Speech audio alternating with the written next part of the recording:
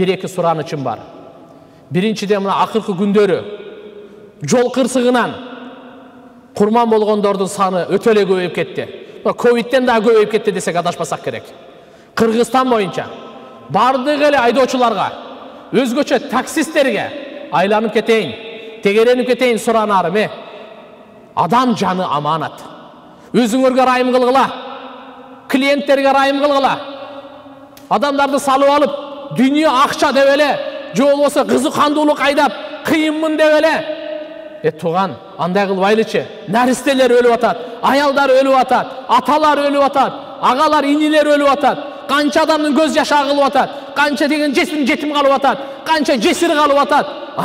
Эсибизге, акылыбызга келейличи, Өлүп баратсак да эле жарым саат кийин жетсек жетербиз, 1 саат кийин жетсек жетербиз. Бир убакта ата бабаларыбыз ат менен эле бул ашуудан тиги ашууга, тиги ашуудан бул ашууга келип жүрбөдү беле?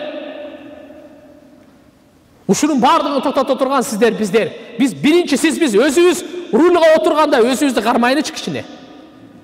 Жин шайтан басып кеткенде эле өзүбүздү кармайлы, башка жаштарыбызга айтайлы, каерде чогулса адамдар айтайлы, эсинде болсун. Клиент болуп отурсаңыз дагы, пассажир болуп отурсаңыз дагы, шопур болуп отурсаңыз дагы, өзгөчө баарына кайрылайлы тугандар.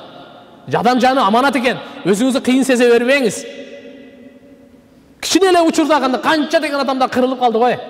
Бул биринчи сураныч. Экинчи, дайыма биз дуа кылайлы. Алла Таалам башыбызда карызды Алла Таала куткарсын.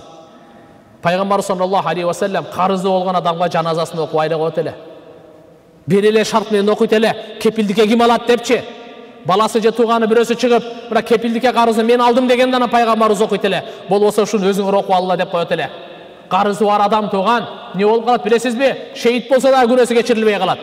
Ошон үчүн кимден биздин карызыбыз болсок, өлөрдөн мурда тез күн сайын аракет кылып берип коелу.